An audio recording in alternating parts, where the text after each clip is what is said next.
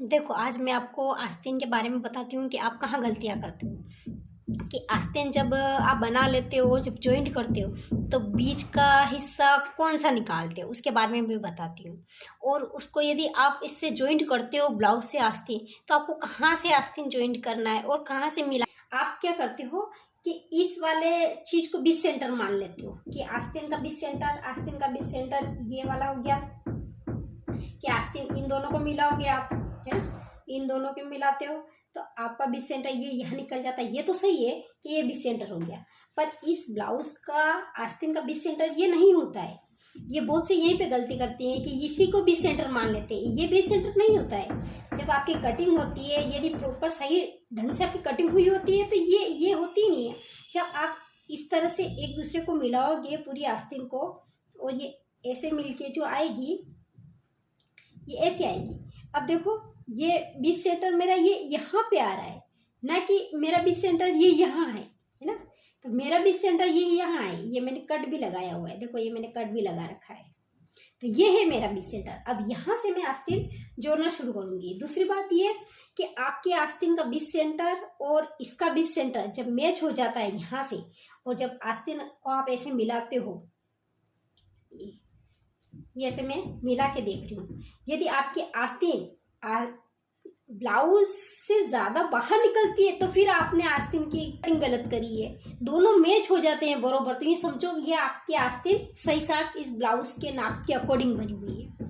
तो ये गलती इसका बना रहे हो तो आस्तीन बाहर निकल रही है तो उसको एक्स्ट्रा काट दो, या फिर इसको एक्स्ट्रा निकल रहा तो काट दो, फिर तो वो ब्लाउज ही टाइट हो जाएगा और ना तो आस्तीन आपकी इसकी नाप की बनी है, इसका मतलब यदि बाहर निकल रही है तो आपको ये समझना होगा। और इसकी ड्राफ्टिंग में बताऊंगी कि ये आस्तीन आर्म होल की और आस्तीन की ड्राफ्टिंग में बताऊंगी कि इसको फिक्स ऐसे लेके कैसे काटते हैं, तो वो मैं अगले पार्ट में आपको समझाऊंगी। आज आप ये समझो कि आस्तीन का बीच सेंटर और कहाँ आता है, आस्तीन का बीच सेंटर कहाँ होता है ना? तो वहीं से आपको इसके बीच सेंटर से नापना है। तो यहाँ से मैच हो रहा है यानी आपकी आस्तीन सही साट है। आप जब सिलाई लगा के इस कॉर्नर तक पहुंचोगे तो वो बिल्कुल फिक्स आनी चाहिए। यदि बाहर निकल रही है तो फिर वो गलत है। तो ये बात समझनी है। और फिटिंग आप लगा रहे हो तो सही है या गलत, तो आपको यहीं पे पता चल जाता है। तो देखो, ये आस्तीन की लंबाई है 12 इंच। 12 इंच रेडी है, तो मैंने 13 रखी तो 1 इंच सिलने में चला गया तो 12 रेडी। हाफ इंच इधर से सिली, हाफ इंच इधर से। अब मैं इसकी फिटिंग लगा रही, तो ये फिटिंग के लिए मैंने मार्जिन रखा था 1.5 इंच का, तो मैं बरोबर 1.5 इंच की ही मार्जिन लगाऊंगी ना। फिटिंग भी सिलाई भी 1.5 इंच पे ही चलाऊंगी। तो मैंने यदि इस आस्तीन को बनाया है, यदि ये सही है तो ये पता यहीं से चल जाएगा कि ये देखो, ये आस्तीन कि यहाँ से इसकी लंबाई 5 और ये 5 पे है। उनकी फिटिंग आ रही थी 14 की, तो 14 का हाफ होता है 7, तो ये आया 7। देखो मैंने यहाँ मार्क लगाया 7, और मेरी 1.5 इंच की मार्जिन है तो ये आ रही 1.5 इंच की, है ना। तो ये तो उनका बिल्कुल फिक्स नाप है ना। तो यहाँ से मुझे हाफ इंच या फिर तो इतना तो आना ही चाहिए ना, 7 लाइन जितना तो यहाँ पे गैप होनी ही चाहिए।